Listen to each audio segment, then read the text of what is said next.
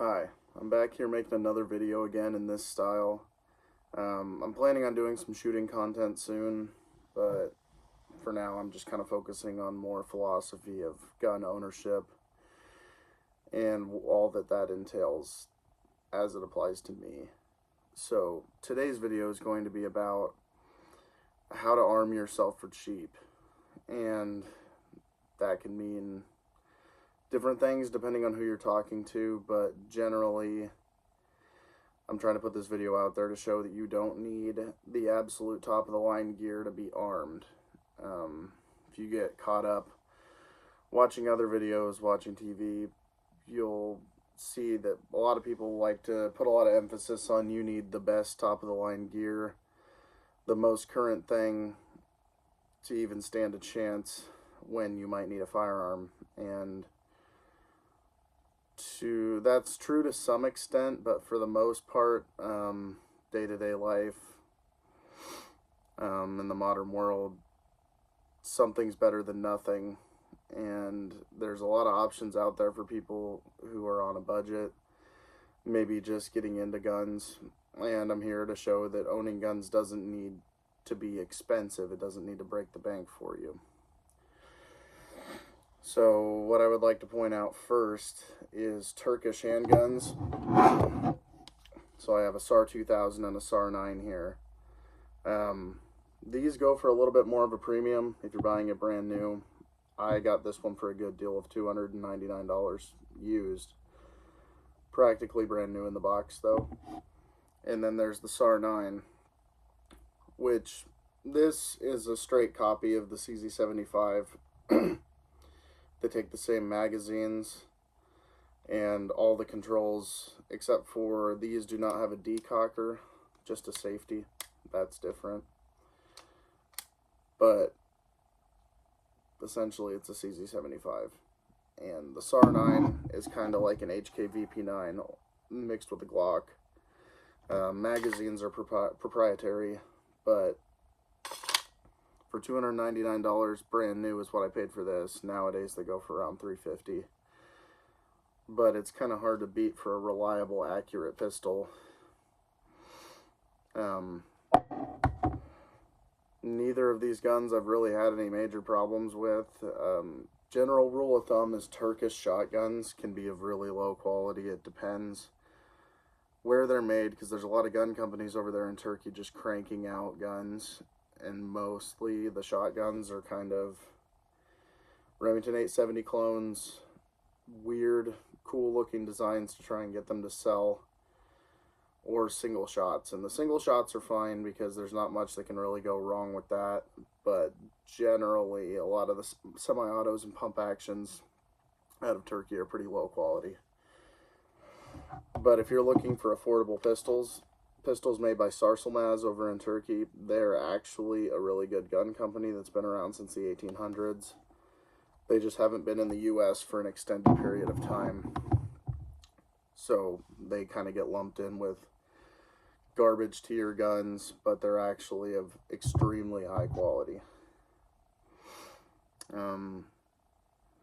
Another way you can arm yourself for cheap, used rimfire guns.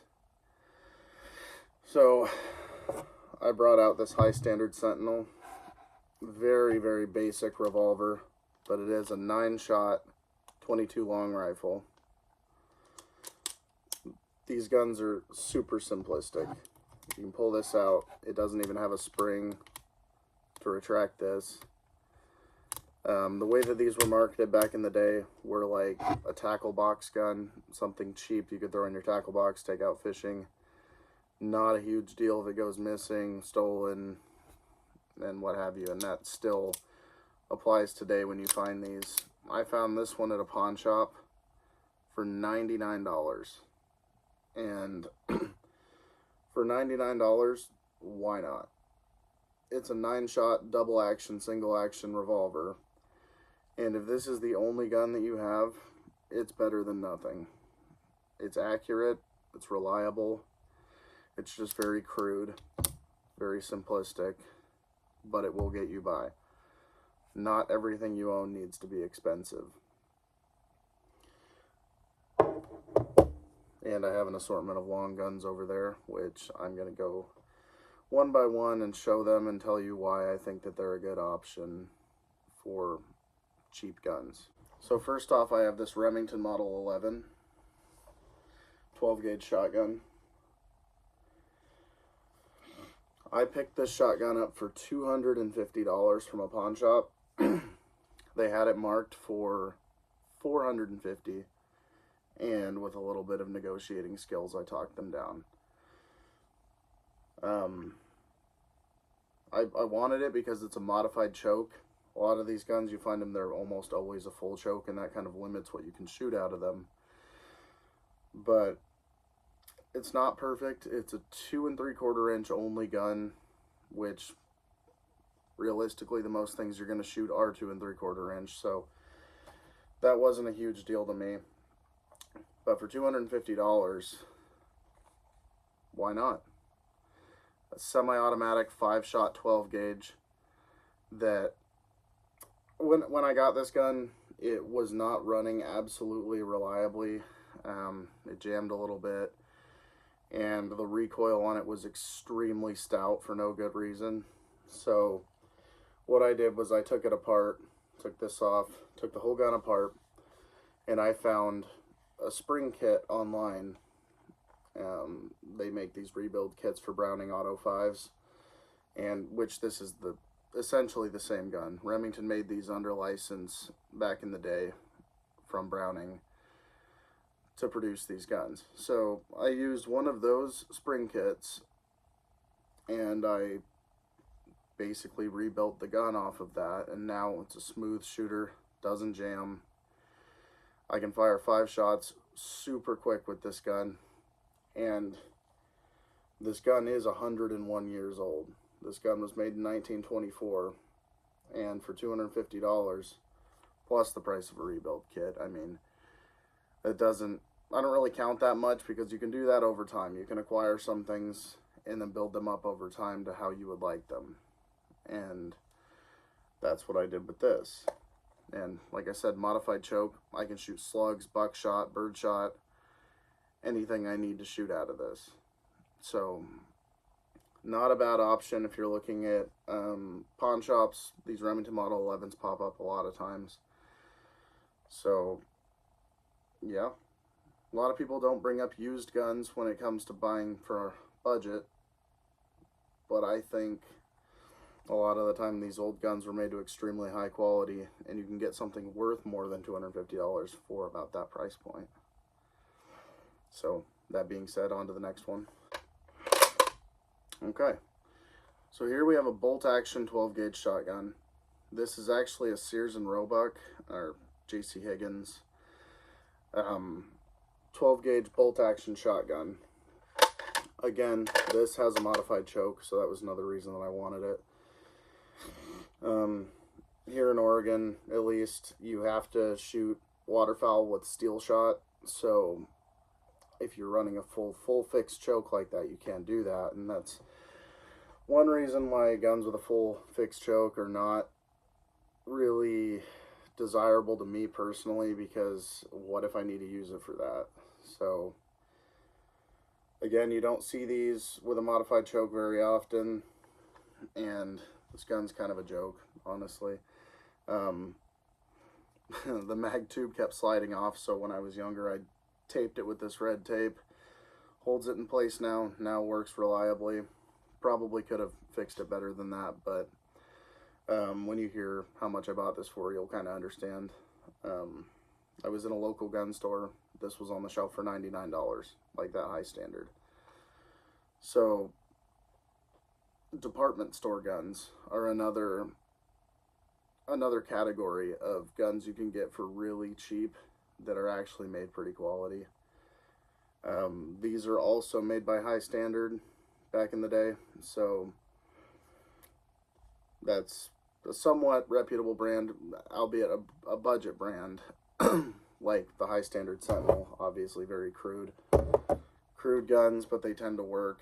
And this, whenever I bring this out, everybody always is in awe of the fact that there's bolt action shotguns. So It's got a nice long barrel on it. You could hunt with this. If it's all you have, it's all you have, and it works fine. You're just not going to get many style points for this one because it's kind of, you know, a trash gun. But in all seriousness, it's a firearm. I paid less than $100 for it. It goes bang when I pull the trigger. What more can you ask for? Alright, continuing on the topic of department store guns. If you took one look at this, you would think Mossberg 500, and you'd be right. This is a 20 gauge version of the Mossberg 500. This one's actually marked Westernfield, so it's another department store gun, but, you know, it was sold under the Westernfield Montgomery Ward name, but this is just a 20 gauge version of the Mossberg 500. And this one even has the poly choke on the end of it, so that was a big selling point for me because you can just switch on the fly what kind of choke you want to use between modified cylinder and full. So that's a cool thing from the past that you don't see anymore. And for the price point I got this thing is from, I believe, from the 60s.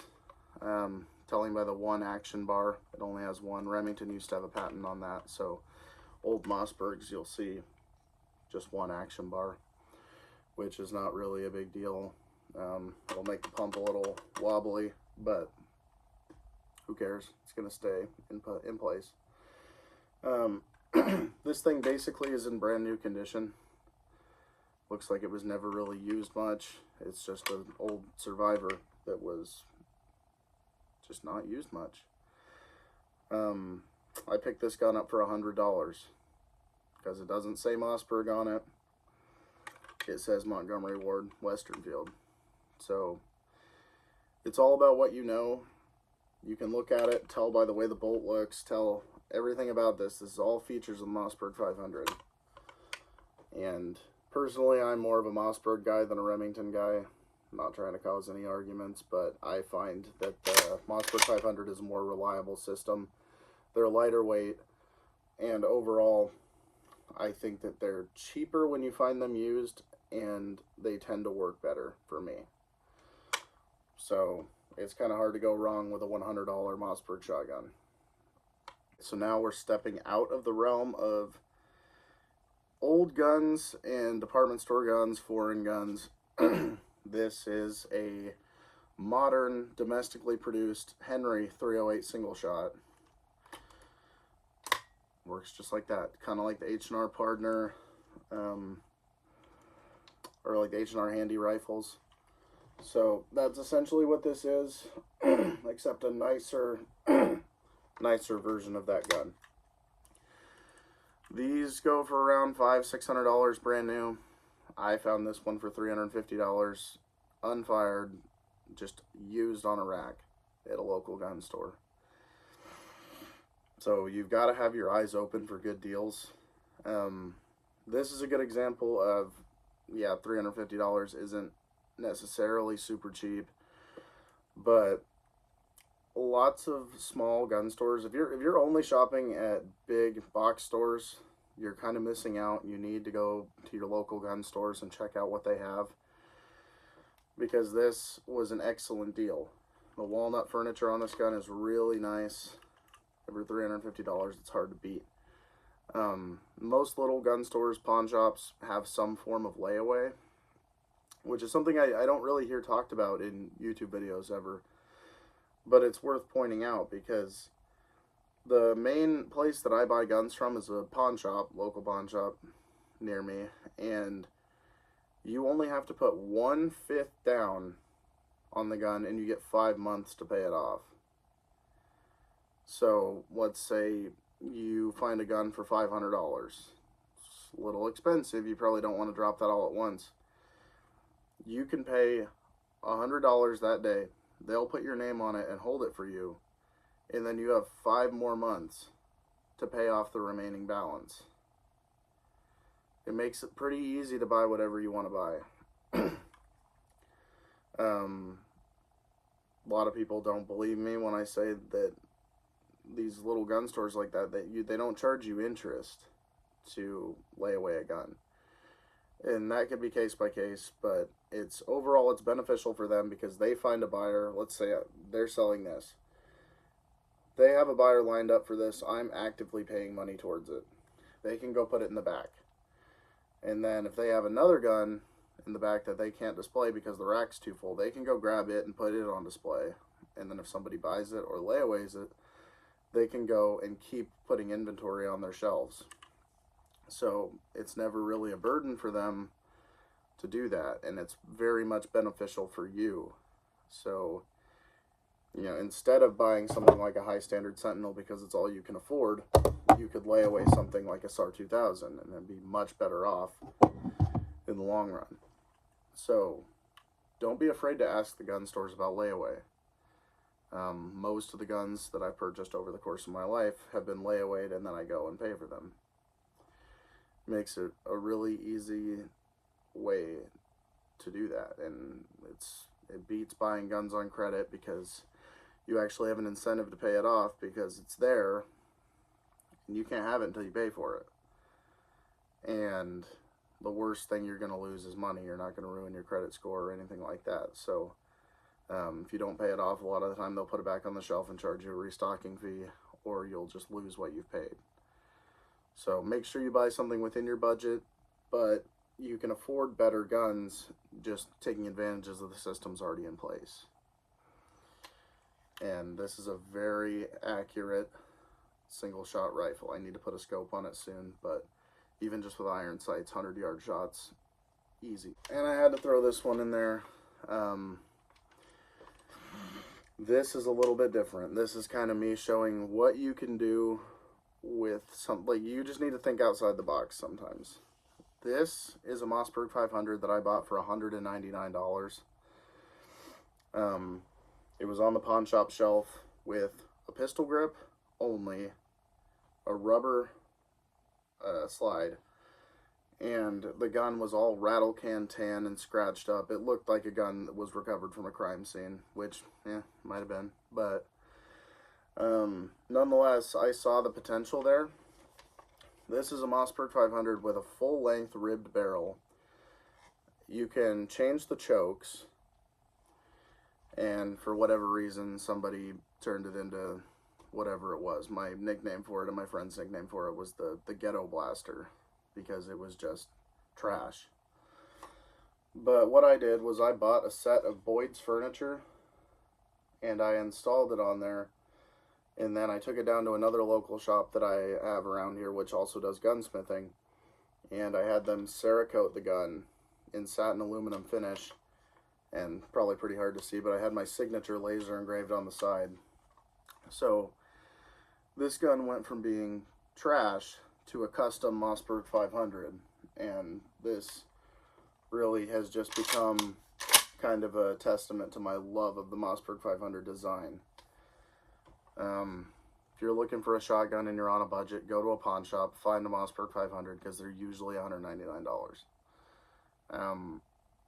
You could buy a brand new one, but I don't really see much of a point when things like this exist. Most Mossberg 500s can take 3-inch shells. I never really have seen one that can't. They've just been making them the same way for a really long time, so there's a lot of used ones out there, and they don't have a high resale value. This one has the dual action bars. It's a more modern 500. So you can buy something that doesn't necessarily need to be amazing and then make it what you want it to be. And that's exactly what this is. I went with a thumbhole stock on here just because I've never really seen that before, and I love the way that it points with the thumbhole stock. And I wanted to just make a good gun for trap shooting, duck hunting. I've always had a love for the Mossberg 590 Mariner, and that's why I decided to go with the satin aluminum, is because I really like the look of an all-weather Mossberg 500. So yeah, arming yourself does not need to be expensive. At the end of the day, it's important to be armed, whether or not you are or you aren't, or what you believe politically. owning guns and having them in your personal possession is a sign of independence from the government. And I think most people value independence, whether you're on the left or the right. It doesn't matter. You should be armed. You should know how to use your guns. It's an important thing as an American to be armed and be independent. So this is just a video showing that you don't need to be rich to do that. You don't need to be special to be armed. We can all do it. And if you were starting to get kind of put off by the prices, I hope this video helped shine some light on the fact that these affordable guns are out there. You just need to go get them.